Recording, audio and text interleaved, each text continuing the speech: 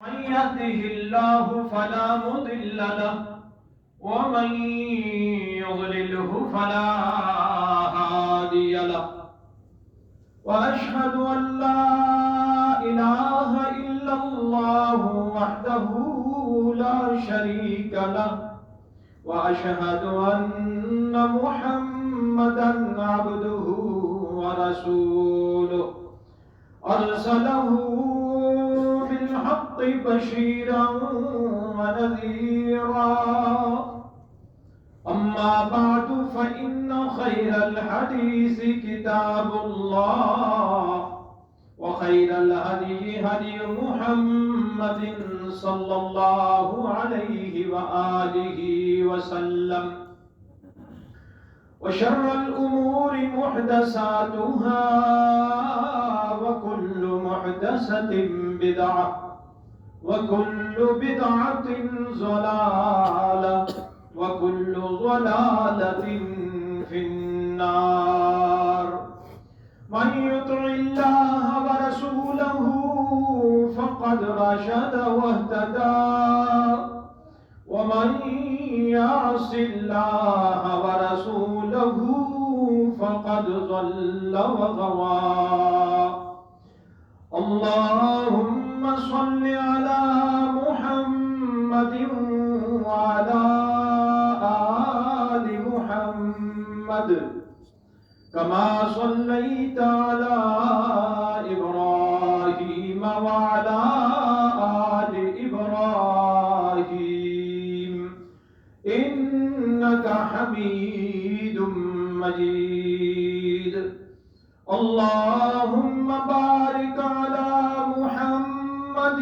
وعلى آل محمد كما باركت على إبراهيم وعلى آل إبراهيم إنك حميد مجيد رب اشرح لي صدري ويسر لي أمري واحلل عقدة من لساني يفقهوا قولي اللهم رب زدنا علما أعوذ بالله من الشيطان الرجيم وأقم الصلاة طرفي النهار وزلفا من الليل إن الحسنات يذهبن السيئات ذلك ذكرى للذاكرين وأقم الصلاة طرفي النهار قائم کریو نماز دن کے دونوں کناروں پہ وَزُلَفًا مِّنَ اللَّيْلِ اور رات کی گھڑیوں میں بھی پڑھا کرو إِنَّ الْحَسَنَاتِ يُذْهِبْنَ السَّيِّئَاتِ بے شک نیکیاں لے جاتی ہیں گناہوں کو مٹا دیتی ہیں گناہوں کو دھلا دیتی ہیں گناہوں کو ذالک ذکریٰ للذاکرین یہ نصیحت ہے نصیحت پکڑنے والوں کے لیے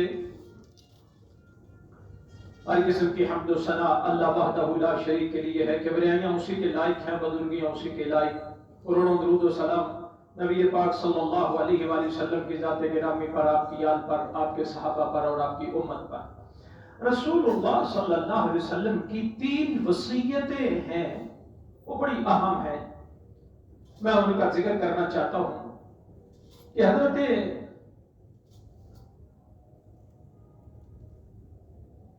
صحابی رسول حضرت ابو ذر رضی اللہ تعالیٰ عنہ روایت کرتے ہیں کہ رسول اللہ صلی اللہ علیہ وسلم نے فرمایا اتق اللہ اللہ کا ڈر اختیار کرو اللہ سے ڈرتے رہو اللہ سے خوف زدہ رہا کرو حیث ما کنتا جہاں کہیں بھی تم ہو جس مقام پر بھی ہو اللہ کے خوف کو، اللہ کے ڈر کو مت چھوڑو. وَاتَّبِعْ السَّيِّئَةَ الْحَسَنَةَ، برائی کے پیچھے فوراً نیکی کر، گناہ کے بعد فوراً نیکی کر. تمحاها، وہ نیکی تیری اس گناہ کو مٹا ڈالے گی، ختم کر دے گی. وَخَالِقِ النَّاسَ بِخُلُقٍ حَسَنٍ، اور لوگوں کے ساتھ اچھا سلوک کر، بہت اچھا سلوک کر لوگوں کے ساتھ. یہ رسول اللہ صلی اللہ علیہ وسلم کی 3 وصیتیں ہیں، اور یہ ایک عظیم حدیث ہے، بہت بڑی حدیث ہے رسول اللہ صلی اللہ علیہ وسلم کی. کیونکہ ویسے بھی آپ کو یہ خاصیت تھی کہ آپ جوامع الکلام تھے، آپ چھوٹا کلام، چھوٹی بات کرتے تھے، لیکن اس کے اندر بہت کچھ ہوتا تھا، بہت بڑی چیز، بہت لمبی چیز. اور رسول اللہ صلی اللہ علیہ وسلم کی یہ حدیث بھی آپ کی جوامع الکلام میں سے. اور اس حدیث کے اندر رسول اللہ صلی اللہ علیہ وسلم نے انسان کے ہر قسم کے معاملات کا تذکرہ کر ڈالا ہے، ہر قسم کے معاملات کو سمجھا دیا ہے، سلجھا دیا ہے اس حدیث کے اندر. اس حدیث میں رسول اللہ صلی اللہ علیہ وآلہ وسلم کی 3 وصیتیں ہیں. اور یہ 3 وصیتیں کیا ہیں؟ ایک تو یہ کہ بندے کا اور اس کے رب کا، اس کے خالق کا تعلق. دوسرا بندے کا اور اس کا اپنی ذات کے ساتھ تعلق، اپنے نفس کے ساتھ تعلق. اور تیسری چیز بندے اور اللہ کے علاوہ جتنی مخلوق ہے اس کے ساتھ تعلق. اس کے بغیر اور کوئی چیز نہیں ہے. اللہ کا تعلق، اپنے آپ کے ساتھ اپنا تعلق، اور لوگوں کے ساتھ تعلق. اس حدیث میں رسول اللہ صلی اللہ علیہ وسلم نے پوری دنیا سمجھا ڈالی ہے. اور نبی کریم صلی اللہ علیہ وآلہ وسلم نے جو ارشاد فرمایا ہے، سب سے پہلی چیز وہ یہ ہے کہ اتق اللہ، تو اللہ سے ڈرتا رہے. حیث ما کنت، جس جگہ بھی تو ہو اللہ کا ڈر اختیار کر. اکیلا ہو، اللہ کا خوف کہ اگر مجھے اللہ ابھی کوئی سزا دینا چاہے تو کون ہے روکنے والا؟ اللہ مجھے ابھی بھی پکڑ لے، اللہ مجھے ابھی مار دے اور اپنے پاس کھڑا کر لے، مجھے کون ہے پوچھنے والا؟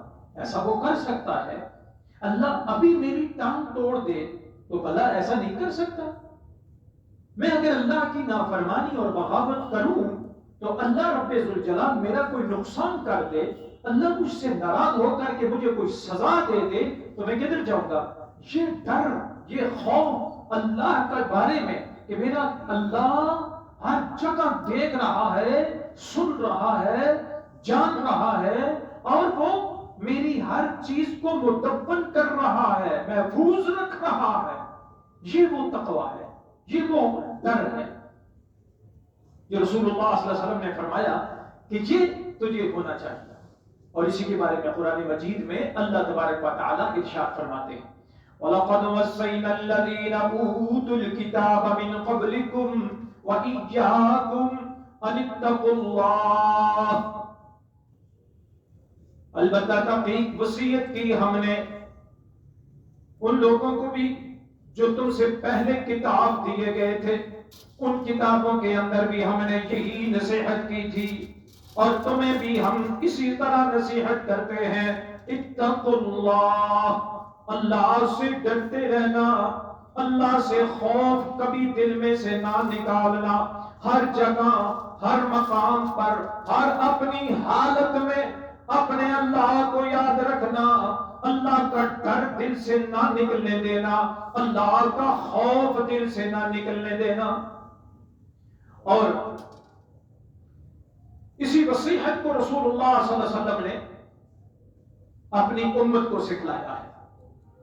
اور رسول اللہ صلی اللہ علیہ وآلہ وسلم نے یہ جو وصیت کی ہے کہ اللہ جل جلالہ کا ڈر جس کے ذریعے سے انسان کی نیکیاں آسان ہو جاتی ہیں، گناہوں سے بچنا آسان ہو جاتا ہے. دنیا کی کوئی چیز نہیں ہے جو نیکی پہ مجبور کرے. اکیلے بیٹھے ہوئے سوئے ہوئے کون ہے جو صبح سحری کے وقت اٹھا دے اور اللہ کی فرض کردہ نماز کے اوپر وہ پہنچا دے؟ اللہ کی قسم سوائے اللہ کے ڈر کے اور کوئی چیز نہیں. اللہ کا خوف ہے، اور جس دل میں جتنا یہ خوف کم ہوتا چلا جائے گا اتنا اس کے اوپر نیکیاں بھاری ہو جائیں گی، مشکل ہو جائیں گی، نہیں کر پائے گا، نہیں پہنچ پائے گا، اللہ کے فرائض بھی چھوڑ دے گا. صرف اللہ کا ڈر ہے جو ہمیں مجبور کرے گا. اور اسی طریقے سے نبی کریم صلی اللہ علیہ وآلہ وسلم نے جو نصیحت کی ہے، اس تقوی کے ذریعے سے ہمیں اللہ پر یقین قوم لائے گا. اس تقوی کے ذریعے سے ہمیں اللہ پر بھروسہ آئے گا، اور اسی بنا پر ہمیں یقین ہو کہ میرا اللہ میرے کاروبار میں نماز کے ذریعے برکت ڈالے گا تو میں نماز پڑھنے کیوں نہیں آؤں گا؟ وہ رونے والے حالات خراب ہو گئے، یہ ہو گیا، فلاں ہو گیا، وہ جب یہ جان لے کہ حالات تو میرے اللہ کے ہاتھ میں ہیں، جب وہ جان لے جتنے مرضی حالات خراب ہو اللہ بہتر کر دیتے ہیں، تو وہ کبھی اپنے رب کی عبادت کو نہیں چھوڑے گا، وہ اللہ کی عبادت کو ضرور کرے گا. اور یہی تقوی ہے جو اللہ پر یقین رکھنے لاتا ہے. اور اسی طریقے سے یاد رکھیے کہ رسول اللہ صلی اللہ علیہ وسلم نے اس تقوی کی وضاحت فرماتے ہوئے فرمایا ہے کہ تقوی کا جو مقام ہے وہ دل ہے. اور نبی کریم صلی اللہ علیہ وآلہ وسلم نے 3 دفعہ اپنے دل کی طرف اشارہ کیا اور فرمایا التقوی ہا ہونا، التقوی ہا ہونا، التقوی ہا ہونا. اے لوگوں تقوی یہاں ہے، دل میں ہے، دل میں ہے، دل میں ہے. تقوی کا مقام، تقوی کی جگہ دل میں ہے. اس کا مطلب ہے کہ ہم نے اپنے دل کی طرف توجہ کرنی ہے کہ میرے دل میں اللہ کا خوف ہے، ڈر ہے، یا لوگوں کا ڈر ہے، کسی اپنے سربراہ کا ڈر ہے، قائد کا ڈر ہے، کسی باس کا ڈر ہے، یا اللہ کا میرے دل میں ڈر ہے. اگر کسی کے دل میں اللہ سے بڑھ کر کسی اور کا ڈر ہے یہ گناہ ہے. کوئی گناہ کر رہا ہے اور وہ ڈر رہا ہے ابھی کوئی آیا، ابھی کوئی آیا، لوگوں سے ڈر رہا ہے، لیکن اللہ جو اسے دیکھ رہا ہے، جان رہا ہے، وہ اس سے نہیں ڈرتا. یہ تقوی کے خلاف ہے، توحید کے خلاف ہے. توحید کامل یہ ہے کہ بندہ جہاں کہیں ہوگا وہ اللہ سے ڈرے گا، اس کے دل میں اللہ بسا ہوا ہے، اللہ سے بڑھ کر نہ کسی کا ڈر ہے، اللہ سے بڑھ کر نہ کسی پر امید ہے. توحید تو یہ، اور توحید درست نہیں ہے اس کی. اور اس لیے میرے بھائیوں یاد رکھیے گا کہ جس قدر تقوی ہوگا اسی قدر انسان کے باقی اعمال ہوں گے. اور تقوی توحید خالص کا نام ہے، اللہ پر یقین خالص کا نام ہے، اللہ سے پختہ یقین کے ساتھ خوف کا نام ہے، اللہ سے پختہ یقین کے ساتھ ثواب و اجر کی امید کا نام ہے. تو یہ تقوی اس چیز کا نام ہے. اور یاد رکھیے گا کہ تقوی رسول اللہ صلی اللہ علیہ وسلم نے ارشاد فرمایا کہ لوگوں جسم کے اندر ایک ٹکڑا ایسا ہے اگر یہ درست رہے سارے اعمال، سارے جوارح، سارے انسان کے اعضاء، انسان کا پورا بدن درست رہتا ہے. اے لوگوں اگر یہ خراب ہو جائے سارے کا سارا بدن خراب ہو جاتا ہے. اور رسول اللہ صلی اللہ علیہ وسلم نے فرمایا الا وان فی الجسد مضغہ اذا صلحت صلح الجسد كله واذا فسدت فسد الجسد كله الا وهي القلب. فرمایا لوگوں ایک جسم کے اندر ٹکڑا ہے، لوتھڑا ہے چھوٹا سا، اگر اس کو درست کر لو، اس کی طرف توجہ کر لو، اس کی اصلاح کر لو، اس کی طرف انگلیاں کیا کرو، یہ کیا کر رہا ہے، کیا سوچ رہا ہے، اس پر کنٹرول حاصل کر لو، اس کو گناہوں سے بچا لو، اس کو گناہوں کی سوچوں سے بچا لو، اس میں گناہ نہ ہونے دو، تو پھر تمہارے سارے اعمال درست ہو جائیں گے۔ یہ درست ہو گیا، سارے اعمال درست، سارے اعضاء درست ہو جائیں گے۔ اور اگر یہ خراب ہو گیا تو فساد کل، پھر سارے کا سارا جسم، سارے کا سارا معاملہ، پوری قوم، پھر پورا معاشرہ، پھر پورا ملک، پھر پوری دنیا خراب ہی رہے گی، کبھی درست نہیں ہوگی۔ ایک بادشاہی ہے جسم کے اندر، اس بادشاہی کا بادشاہ دل ہے، اگر یہ دل درست ہو جائے تو پھر سارے معاملات درست ہو جائیں۔ میرا دل ہی گناہگار ہو، گناہ چاہتا ہو، گناہ کی خواہش رکھتا ہو، اسے گناہ میسر نہ آئے تو اور بات ہے، لیکن وہ گناہ چاہتا ہے، وہ حرام چاہتا ہے، دو نمبری چاہتا ہے، وعدہ خلافی چاہتا ہے، ہو جائے کوئی بات نہیں، میرا کام ہو، تو پھر سارے معاملات خراب ہو جائیں۔ اگر وہ اپنے من میں، اپنے دل میں درست ہو جائے، اللہ والا ہو جائے، بس اس کے باقی سارے کام اسی طرح ہوں گے۔ اور یہ بخاری شریف کی روایت تھی، تو نبی کریم صلی اللہ علیہ وآلہ وسلم نے سب سے پہلی نصیحت جو کی وہ یہ ہے کہ اللہ کا خوف، تقوی، چھوٹا ہو، بڑا ہو، بہن ہو، بھائی ہو، اسے چاہیے کہ وہ اللہ کا ڈر اختیار کرے، تقوی اختیار کرے، اکیلے میں جس جگہ میں بھی ہے اپنے دل میں اللہ کا خوف کبھی نہ چھوڑے۔ اب اللہ کا خوف چھوٹ گیا پھر سارے گناہ ہو جائیں گے، کوئی نہیں روک سکتا تجھے۔ اور اگر اللہ کا ڈر آ گیا تو سارا کچھ دنیا آخرت کی بھلائیاں مل جائیں گی۔ اللہ فرماتے ہیں جو اللہ سے ڈرنے والے ہیں میں اس کو 2 جنتیں عطا کروں گا۔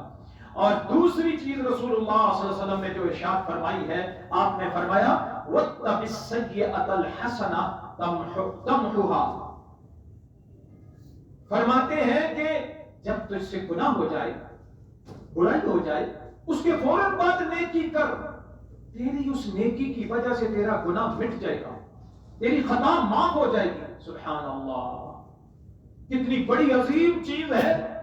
میں اپنے باپ کو بہت گناہگار سمجھتا ہوں، گناہ ہو جاتا ہے، کیا کروں، کدھر جاؤں، روتا ہوں، لیکن ایک گناہ ہمیں شیطان لے جاتا ہے، جا تو جو مرضی بڑی نیکی کر، تو گناہگار ہے، یہ تو قبول نہیں ہوتی۔ یہ مسکین لوگ مسجدوں کو چھوڑ کر مندروں میں، میرا اس قبروں پہ کیوں جاتے ہیں؟ وہ کہتے ہیں میں بہت گناہگار ہوں، میری نہیں سنتا، کسی اور کے پاس چلتے ہیں۔ انہیں یقین ہو کہ میں نے غلطی کر دی ہے تو میں اللہ سے معافی مانگوں تو مجھے اللہ معاف کر دے گا اور میری ہی سنے گا، وہ کبھی کسی طرف نہ جائے، کبھی کسی طرف نہ جائے۔ اور اللہ تبارک و تعالی، رسول اللہ صلی اللہ علیہ وسلم فرماتے ہیں تجھ سے گناہ ہو جائے تو نیکی کر، فوراً تیرے گناہ اللہ فوراً معاف کر دے گا، تو ایسے ہوگا جیسے تو نے گناہ کیا ہی نہیں ہے۔ کوئی منہ سے گالی نکل گئی، استغفر اللہ، لا حول ولا قوت الا باللہ، کیوں مجھ سے ایسا ہوگا؟ تیری نیکی اللہ مٹا دے گا، تیرے گناہ کو اللہ معاف کر دے گا۔ تجھ سے کوئی اور گناہ ہو گیا، فوراً 2 رکعت نماز ادا کر، یا اللہ مجھے معاف کر دے، اللہ معاف کر دے گا۔ تجھ سے کوئی اور غلطی ہو گئی، تو فٹافٹ جلدی سے صدقہ کر، خیرات کر، اللہ تیرے گناہوں کو معاف کر دے گا۔ تجھ سے کوئی غلطی ہو گئی، جا ماں باپ کی فرما برداری کر، ان کو راضی کر، اللہ تیرے گناہ معاف کر دے گا۔ کسی بہن بھائی کے کام آ، اللہ تیرے گناہ معاف کر دے گا۔ اللہ اکبر، رسول اللہ علیہ وسلم نے فرمایا وَاتَّبِعْ السَّيِّئَةَ الْحَسَنَةَ تَمْحُهَا، نیکی کر، گناہ کے بعد اللہ اس تیرے گناہ کو مٹا ڈالے گا۔ اور رسول اللہ صلی اللہ علیہ وآلہ وسلم نے یہ بات اس لیے ارشاد فرمائی ہے کہ انسان جب اپنے جسم کے ساتھ محنت کرتا ہے کہ اس نے کچھ محنت کرنی ہے، عمل کرنا ہے، دوڑنا ہے اس کو، تو اس محنت کی وجہ سے اس کے بدلے میں اللہ اس کے گناہوں کو معاف کر دے گا۔ یہ نماز پڑھنا، یہ نیکیاں کرنا، یہ کسی کے کام آنا، قرآن پڑھنا، تسبیحات پڑھنا، یہ کیا ہے؟ یہ گناہوں کی معافی کا سبب ہے۔ اللہ ان کے ذریعے سے، کوئی وضو کرتا ہے کیا ملتا ہے؟ فرمایا اللہ اس کی آنکھوں کے پلکوں کے نیچے گناہ ہوتے ہیں وہ بھی معاف کر دیتے ہیں، ناخنوں کے اندر جو گناہ ہوتے ہیں اللہ وہ بھی معاف کر دیتے ہیں، اللہ سر کے بعد گناہ معاف کر دیتے ہیں، اور وہ جب وضو کر کے فارغ ہوتا ہے نقی کیا پاک صاف ہو جاتا ہے، جیسے کپڑا نچوڑ دیا جائے اس میں سے میل بھی اور ساری چیزیں نکل جاتی ہیں، بندہ ایسے ہو جاتا ہے۔ سبحان اللہ، ان نیکیوں کی وجہ سے تو رسول اللہ صلی اللہ علیہ وسلم نے فرمایا تو نیکی کر، تو محنت کر، اور یہ محنت اپنے اوپر، یہی سب سے بڑی چیز ہے یہ کام، اور یہ اپنے لیے کر رہا ہے، کسی کے لیے نہیں، اس نے اپنے لیے کرنی ہے۔ اور سب سے بڑی بات یہ ہے کہ اپنے آپ کو درست کرنے کے لیے کرتی ہے۔ صحابہ کرام کی اگر تکبیر اولیٰ چھن جاتی نا تو وہ بعد میں 100 رکعات نماز پڑھتے تھے۔ جسم کو یہ پاور کرانے کیوں چھوڑی ہے تو نے؟ اپنے جسم کے ساتھ لڑتے تھے، اپنے آپ کے ساتھ لڑتے تھے۔ حضرت ایک صحابی اپنی زبان کو پکڑ کے مروڑ رہے ہیں، کسی نے پوچھا یہ کیا کر رہے ہیں؟ کہتے ہیں اس کی وجہ سے سارا میرے معاملات خراب ہوتے ہیں، یہ بری بات کیا دیتی ہے، یہ سیدھی نہیں ہوتی۔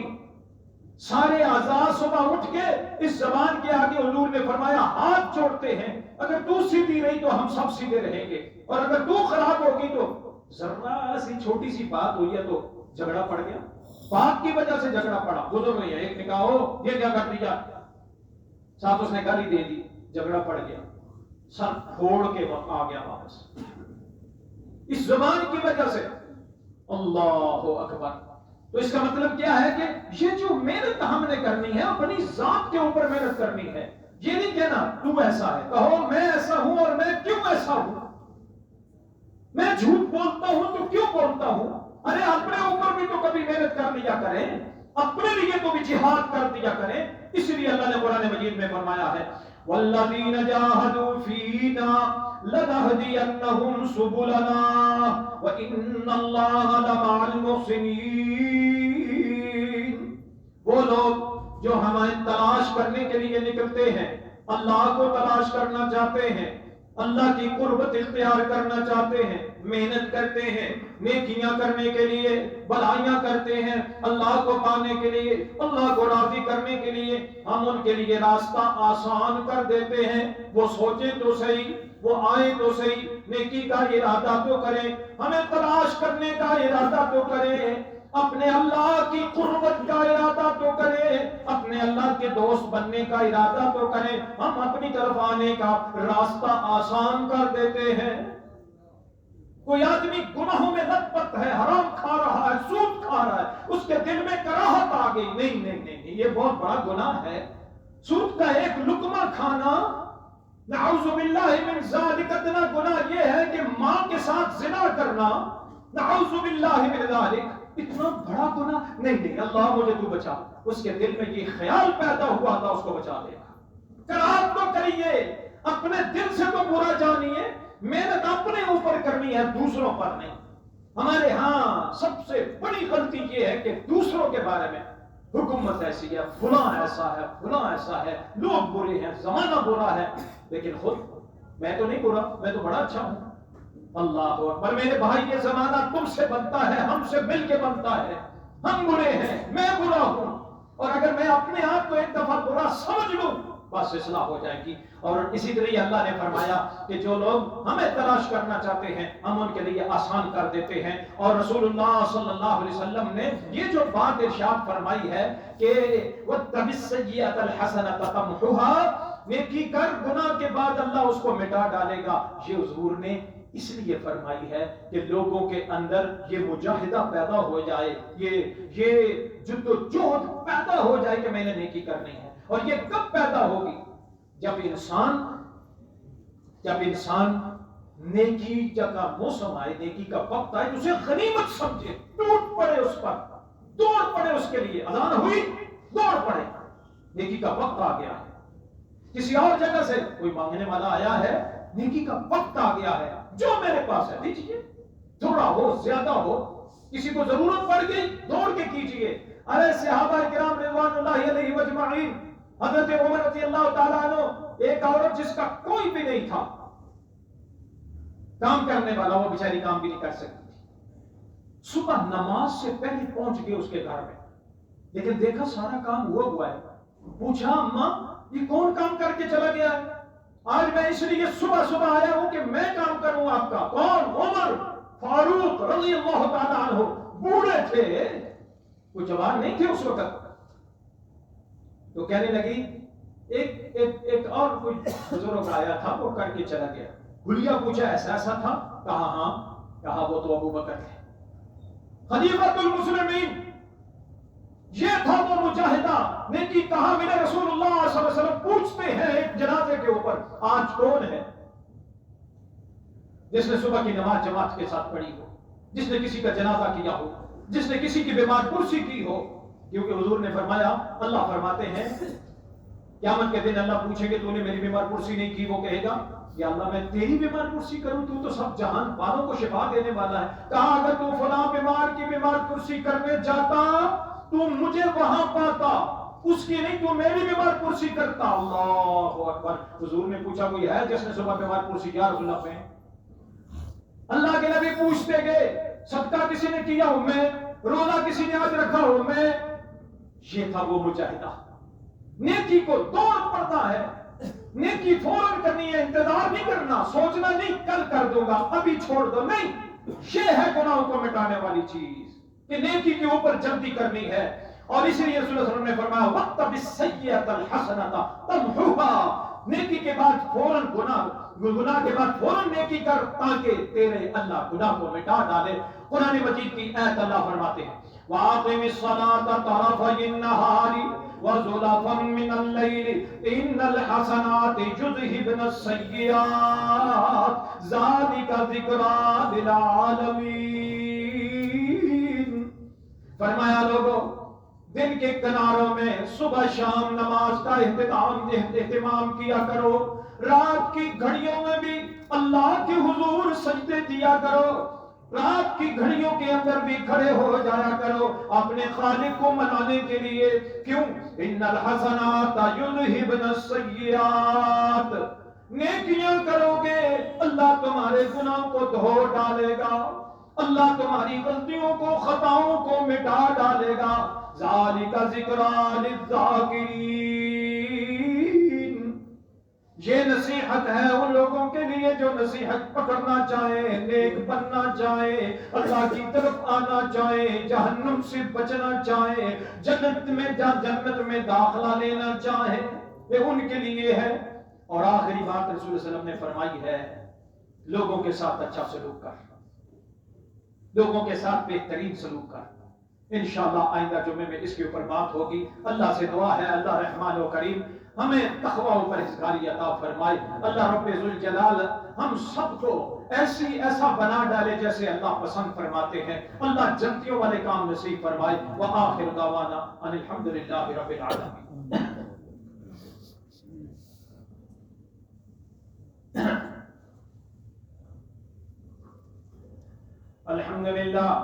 الحمد لله نحمده ونستعينه ونستغفره ونؤمن به ونتوكل عليه ونعوذ بالله من شرور أنفسنا ومن سيئات أعمالنا. من يهده الله فلا مضل له ومن يضلله فلا هادي له. وأشهد أن لا إله إلا الله وحده لا شريك له وأشهد أن محمدًا عبده ورسوله أرسله بالحق بشيرا ونذيرا. أما بعد فإن خير الحديث كتاب الله وخير الهدي هدي محمد صلى الله عليه وآله وسلم وشر الأمور محدثاتها وكل محدثة بدعة وكل بدعة ضلالة وكل ضلالة في النار. من يطع الله ورسوله فقد رشد واهتدى ومن يعص الله ورسوله فقد ضل وغوى. إن الله وملائكته يصلون على النبي يا أيها الذين آمنوا صلوا عليه وسلموا تسليما. اللهم صل على محمد وعلى آل محمد كما صليت على إبراهيم وعلى آل إبراهيم إنك حميد مجيد. اللهم بارك على محمد وعلى آل محمد كما باركت على إبراهيم وعلى آل إبراهيم إنك حميد مجيد. اللهم أعز الإسلام والمسلمين، اللهم أذل الشرك والمشركين، اللهم انصر الإسلام والمسلمين، اللهم انصر من نصر دين محمد صلى الله عليه وسلم وجعلنا منهم. اللهم اشف مرضانا ومرضى المسلمين. اللهم ألهمنا رشدنا وأهدنا من شرور أنفسنا. اللهم يا حي يا قيوم برحمتك نستغيث أصلح لنا شأننا كله ولا تكلنا إلى أنفسنا طرفة عين يا أرحم الراحمين. سبحان ربك رب العزة عما يصفون وسلام على المرسلين والحمد لله رب العالمين.